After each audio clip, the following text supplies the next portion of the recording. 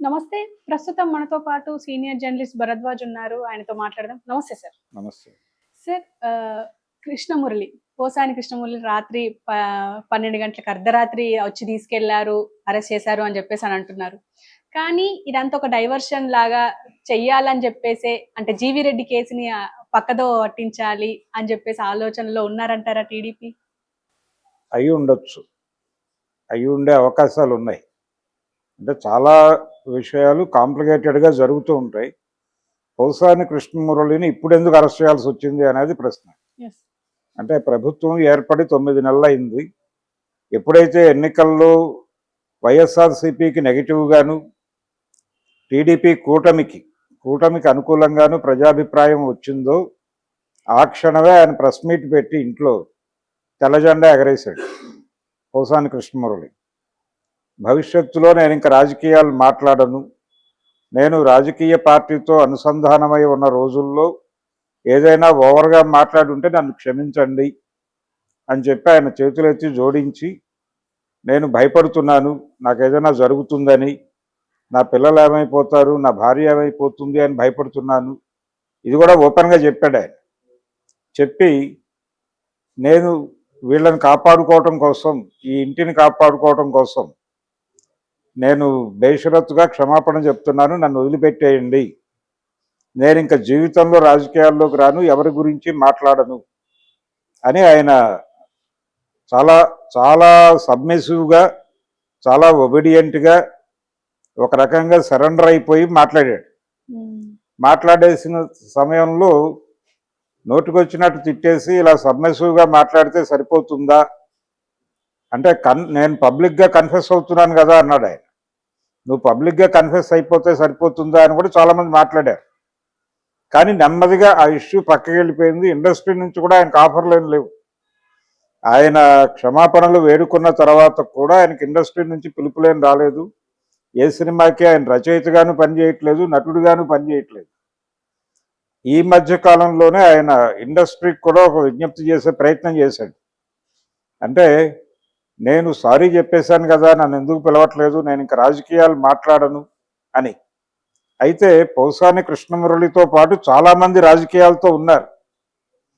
కానీ పోసాని కృష్ణమురళి లాగా వాళ్ళెవరూ అగ్రెసివ్గా మాట్లాడలేదు. అందుకని పోసానిని డిఫరెంట్గా చూస్తున్నాం మేము అని ఇండస్ట్రీ వాళ్ళు మాట్లాడుతున్నారు. పోసాని దూకుడు ఏ స్థాయిలో పెంచాడంటే, ఆయన తెలుగుదేశం పార్టీ నాయకుల్ని మాత్రమే కాదు, చంద్రబాబుని, అలాగే లోకేష్ని, పవన్ కళ్యాణ్ని మాత్రమే కాదు, రామోజీరావు గారిని, అలాగే రాధాకృష్ణ గారిని, వీళ్ళందరినీ కూడా టార్గెట్ చేసి మాట్లాడేవాడు. ఈ మాట్లాడే క్రమంలో ఆయన పొలిటికల్ క్రిటిసిజం మాత్రమే కాకుండా తిట్లలోకి వెళ్ళేవాడు. ఆ తిట్లలోకి వెళ్ళటం కూడా చాలా ప్రాక్టికల్గా చేసేవాడు, చాలా వ్యూహాత్మకంగా తిట్టేవాడు ఆయన. ఇప్పుడు కూడా అదే చెప్తాడు ఆయన ఇప్పుడు ఆయన ఆ రోజున తిట్టిన తిట్లన్నీ ఇప్పుడు సర్క్యులేట్ అవుతున్నాయి సోషల్ మీడియాలో. ఇలా తిట్టాడు అని చెప్పి మళ్ళీ ఆ తిట్లన్నీ తీసుకొచ్చి సర్క్యులేషన్లో పెట్టారు వీళ్ళు, టీడీపీకి చెందినటువంటి సోషల్ మీడియా సైన్యం. ఆ తిట్లన్నీ కనుక చూస్తే ప్రతి తిట్టులోనూ ఒక లాజిక్ వెతుక్కున్నాడు ఆయన. లాజికల్గానే తిట్టాడు. ఎక్కడ అది తిట్టుగా కనిపిస్తుంది, కానీ ఆ తిట్టుకు కూడా ఆయన ఏదో సమాధానం చెప్పుకోగలడు. ఉదాహరణకి ఒక తిట్టు ఉంది, ఒక వీడియో చూశాను నేను ఈరోజే పొద్దున. పవన్ కళ్యాణ్ని ఆయన అన్నాడు అని చెప్పి కేసు పెట్టచ్చు, కానీ అక్కడ ఏ కాంటెక్స్ట్లో అన్నాడంటే, ఆయన మహాకవి శ్రీశ్రీ గారు రాసినటువంటి ఒక పోయంలో డైలాగ్, అది పోయంలో వాక్యం, అసలే ఈ ధూర్త లోకంలో నిలబడజాలక తలవంచుకు వెళ్ళిపోయావా నేస్తం అని చెప్పి ఆయన జనార్దన్ రావు గురించి రాసినటువంటి కవిత. అది జనార్దన్ రావు గారికి మహాప్రస్థానం అంకితం ఇస్తూ రాసినటువంటి కవితలో వాక్యం అది. అసలే ఈ ధూర్తలోకంలో నిలబడజాలక తలవంచుకునే వెళ్ళిపోయావా నేస్తం అని రాసిన దాన్ని పట్టుకొచ్చి పవన్ కళ్యాణ్ లాంటి అసలే ధూర్తలోకంలో అని మాట్లాడాడు. ఇప్పుడు అక్కడికి తీసుకెళ్లి విచారణలో నువ్వు పవన్ కళ్యాణ్ ఇలా తిట్టావు అంటే అది నా తిట్టు కాదండి, మహాకవి శ్రీశ్రీ గారి పోయంలోంచి ఆ వాక్యం తీసి ఇక్కడ ఉటంకించాను తప్ప నాకేం తెలియదు అంటాడు ఈయన. ఇలాంటివే దాదాపు ఆయన తిట్టిన తిట్లన్నీ. రామోజీరావు గారి దగ్గర ఆయన పనిచేశాడు కొంతకాలం మార్గదర్శిలో. ఆ మార్గదర్శిలో పనిచేస్తూ ఉండగా తన చేత అక్రమాలు చేయించే ప్రయత్నం చేశాడు రామోజీరావు అనేది ఎస్టాబ్లిష్ చేస్తూ ఆయన కొన్ని వందల వీడియోల్లో మాట్లాడాడు. అదే కంటెంట్. అలాగే చంద్రబాబు గారి గురించి మాట్లాడాడు. అయితే పవన్ కళ్యాణ్తో ఈయన గొడవ ఏంటంటే, పవన్ కళ్యాణ్ గురించి ఈయన మాట్లాడటం మొదలుపెట్టిన రోజుల్లో ఈయన ఇంటి మీద దాడి జరిగింది. అది పవన్ కళ్యాణ్ అభిమానులే చేశారు అని చెప్పి ఆయన ఇంకొంచెం డోస్ పెంచి తిట్టడం మొదలుపెట్టాడు. ఈ డోస్ పెంచి తిట్టడం తర్వాత ఈ దాడులు ఆగినాయి. కేవలం పోసాని కృష్ణమురళి ఒకడే కాదు, ఆ టైంలో ఎవరు పవన్ కళ్యాణ్ గురించి మాట్లాడినా వాళ్ళ మీద ఆయన అభిమానులు విరుచుకుపడ్డారు. అలా రకరకాలుగా కత్తి మహేష్ మీద కూడా అలాగే దాడులు జరిగాయి. ఎప్పుడైతే ఈ దాడులు జరిగాయో ఆ తర్వాత ఆయన పవన్ కళ్యాణ్ పర్సనల్ ఏరియాకి వెళ్ళి మాట్లాడటం మొదలుపెట్టాడు. ఆయన పెళ్లిళ్ళ గురించి మాట్లాడాడు, విడాకుల గురించి మాట్లాడాడు, ఆయన ఇష్టం వచ్చినట్టు రెచ్చిపోయాడు. ఆయనే కాదు, ఆ టైంలో వైసీపీ ఆ టైమే కాదు, ఇప్పటికీ అధినాయకుడు జగన్మోహన్ రెడ్డి కూడా పబ్లిక్ డయాస్ మీద పవన్ కళ్యాణ్ని విమర్శించాల్సి వస్తే ఈ విడాకులు పెళ్లిళ్ళు తప్ప ఇంకోటి మాట్లాడేవాడు కాదు. ఆయన పొలిటికల్ క్రిటిసిజం ఉంటుంది. ఆ పొలిటికల్ క్రిటిసిజం చేయకుండా పర్సనల్ జీవితం గురించి మాట్లాడటం తప్పు. ఆ తప్పు జగన్మోహన్ రెడ్డి చేశాడు. జగన్మోహన్ రెడ్డి నుంచి ప్రేరణ పొంది పోసాని కృష్ణమురళి చేశాడు. పైగా పోసాని కృష్ణమురళి ఆ రోజున ఏపీ ఫిలిం డెవలప్మెంట్ కార్పొరేషన్ చైర్మన్గా ఉన్నాడు. ఒక కీలక పదవిలో ఉండి సినిమా పరిశ్రమని కలుపుకుని వెళ్లాల్సిన పనిలో ఉండి ఆయన ఇండస్ట్రీలో ఒక సెక్షన్ని, ఒక బలమైన సెక్షన్ మీద దాడి చేసే ప్రయత్నం చేశాడు. అది చాలామందిని గాయపరిచింది. అయితే అదంతా చరిత్ర. ఈయనకు తెలుసు, పోసాని కృష్ణమురళికి తెలుసు, ఒకవేళ తెలుగుదేశం పార్టీ అధికారంలోకి వస్తే, లేదు కూటమి అధికారంలోకి వస్తే, కూటమిలో కీలక భాగస్వాములు తెలుగుదేశం, జనసేన, ఈ రెండు పార్టీల నాయకుల్ని ఆయన నోటికి వచ్చినట్టు మాట్లాడాడు. ఈ దాడి జరుగుతుందనే ఉద్దేశంతోనే ఆయన తెల్లజెండా ఎగరేశాడు. ఇమ్మీడియట్గా రిజల్ట్ వచ్చిన వెంటనే తన ఇంటికి అందరినీ పిలిపించుకుని, అప్పటికి ఆయన అరెస్టు జరుగుతుంది అని ట్రోల్ జరుగుతోంది. దాదాపు మీడియాలో రోజుకొక వార్త సర్క్యులేట్ అవ్వటం మొదలైంది. ఈ క్రమంలోనే ఈయన తెల్లజెండా ఎగరేసి క్షమాపణలు చెప్పేసి ఇంక నాకే సంబంధం లేదు అని చెప్పి తప్పుకునే ప్రయత్నం చేశాడు. అలాంటిది ఇంతకాలం తర్వాత, 9 నెలల తర్వాత ఇప్పుడు పోసాని ఎందుకు గుర్తొచ్చాడు వీళ్ళకి అంటే, వల్లభనేని వంశీ ఆల్రెడీ లోపలికి వెళ్ళిపోయాడు. ఆయన మీద కూడా ఇదే గొడవ. ఇప్పుడు పోసాని బయటకు వస్తాడా రాడా అనేది కూడా అనుమానమే. ఎందుకంటే ఈరోజు ఆయన్ని రైల్వే కోడూరు హాస్పిటల్కి తీసుకెళ్తున్నారు.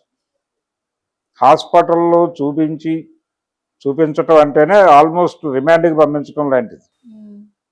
రిమాండ్కి పంపించే ఉద్దేశంతోనే అలా తీసుకెళ్తారు. తీసుకెళ్ళిన తర్వాత కోర్టుకు కూడా పెట్టేసి ఉంటారు. ఈ పాటికి కోర్టుకు పెట్టేస్తే రిమాండ్ రాస్తే వెళ్ళిపోతాడు. పీటీ వారెంట్స్ వస్తాయి. రాష్ట్రం నలుమూలల నుంచి ఈ ప్రోగ్రాం ఉంది. ఇప్పుడు ఈ కేసులు నాలుగు మూలలా ఉన్నాయి ఆయన మీద. కొన్ని చోట్ల సిఐడి దర్యాప్తు జరుగుతున్నటువంటి కేసుల్లో కూడా ఈయన ఇన్వాల్వ్ అయి ఉన్నాడు పోసాని. కాబట్టి ఆ కేసుల్లో కూడా వారెంట్లు వస్తాయి. వారెంట్లు వచ్చాక ఈయన్ని వాయిదాలకు తిప్పుతారు అన్ని చోట్ల. ఈ అన్ని కేసుల్లో అన్ని కోర్టుల్లోనూ బెయిళ్లు తీసుకుని అన్ని చోట్ల షూరిటీలు పెడితే తప్ప బయటకు రాని ఒక పరిస్థితి క్రియేట్ చేశారు అతను. కాబట్టి పోసాని ఇమ్మీడియట్గా ఈరోజే బయటకు వచ్చేస్తాడని చెప్పలేము. ఈరోజు రాకపోవచ్చు, బెయిల్ వచ్చే అవకాశం ఉంది, కానీ మిగిలిన కేసుల్లో కూడా రావాలి. అప్పుడు మాత్రమే బయటకు వస్తాడు. ఈ ప్రోగ్రాం అంతా దేనికి జరుగుతోంది? ఆల్రెడీ వైసీపీ దాడి మొదలుపెట్టింది. ఇది జీవిరెడ్డి కూడా ఆల్రెడీ ఆయన వెనక్కి లాక్కొచ్చే ప్రయత్నం ఒకటి జరుగుతోంది. ఆయన్ని తిరిగి టీడీపీ వైపు అట్రాక్ట్ చేసే ప్రయత్నం జరుగుతోంది. ఆయన నో చెప్తున్నాడు. పైగా చంద్రబాబు మీద కొంచెం హార్ష్గానే మాట్లాడుతున్నాడు ఆయన అనేది వినిపిస్తోంది. ఇవి బయటకు రాకుండా ఉండటం కోసమే ఇప్పుడు పోసాని అరెస్ట్ జరిగింది అనేది అలా జరిగి ఉంటుంది అనుకోవడానికి బలమైన ఆధారం అయితే ఉంది. డెఫినెట్గా పోసాని చేసింది చిన్న తప్పేం కాదు, అది పెద్ద తప్పే. ఆయన కాన్స్టిట్యూషనల్ వైలేషన్ కూడా పాల్పడ్డాడు. ఆయనే కాదు, జగన్మోహన్ రెడ్డి కూడా. అంటే విడాకుల గురించి పెళ్లిళ్ళ గురించి మాట్లాడటం కాన్స్టిట్యూషనల్ వైలేషన్. చట్టం ఇచ్చిన పరిధి మేరకు అవకాశాలను ఉపయోగించుకునే చేశాడు ఆయన.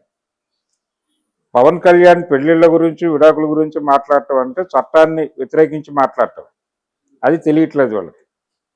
కాబట్టి బలమైన కేసు పెట్టడానికి అవకాశం ఉంది. అంటే కాన్స్టిట్యూషనల్ వైలేషన్ అనే లెవెల్లో కేసు కనుక పెడితే ఇప్పట్లో బయటకు రాడు. అంత బలమైన కేసులు పెడతారా లేదా అనేది చూడాలి. అయితే పోసాని ఈ లోపే మాట్లాడుకుంటాడు, డీల్ మాట్లాడుకుంటాడు. అయ్యా నన్ను ఏం చేయమంటారో చెప్పండి, అది చేసేస్తాను. ఏం మాట్లాడమంటారో చెప్పండి, అది చేస్తాను. అండర్టేకింగ్ రాయటానికి సిద్ధపడి ఉన్నాడు ఆయన. అండర్టేకింగ్ రాయించుకుని అతను వదిలిపెట్టేసే అవకాశాలు కూడా ఉన్నాయి. కానీ ఎందుకు ఇప్పుడు ఈ గొడవ చేస్తున్నారు అంటే ఖచ్చితంగా జీవీ రెడ్డి వ్యవహారాన్ని డైవర్ట్ చేయడం కోసమే అని కొంతమంది మాట్లాడుతున్నారు. అదొకటే కాదు, తెలుగుదేశం పార్టీ లోపల ఉన్నటువంటి అసంతృప్తిని కూడా కంట్రోల్ చేయటం కోసం అనేది ఒక ప్రోగ్రాం. అంటే ఈ అరెస్టులు జరిగి తీరాలి, చాలా మందిని అరెస్ట్ చేయాలి అని చెప్పి ఒక డిమాండ్ ఉంది.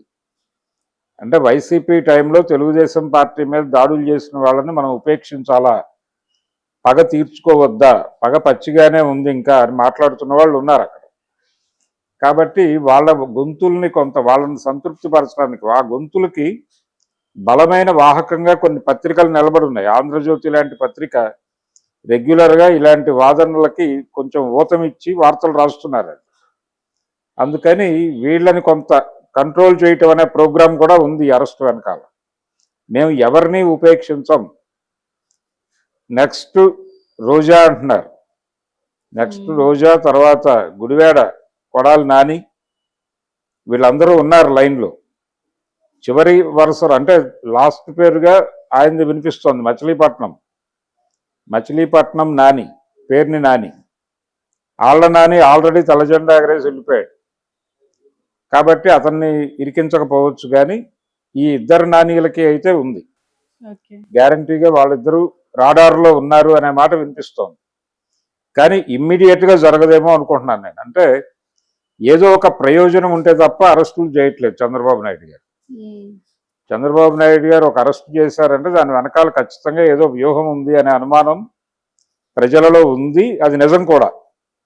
ఈ అరెస్టు కూడా వ్యూహాత్మకంగానే చేశారు వాళ్ళు. ఒకటి ఇప్పుడు జరుగుతున్నటువంటి గొడవ, అలాగే ఈ సూపర్ 6 గురించి అసెంబ్లీ వేదికగా జరిగిన గొడవ, ఈ పగ సాధింపు కార్యక్రమంలో అసంతృప్తులని సంతృప్తిపరచటం, ఇవన్నీ లింక్ చేసి పోసాని మీద ఒక కేసు పెట్టారు.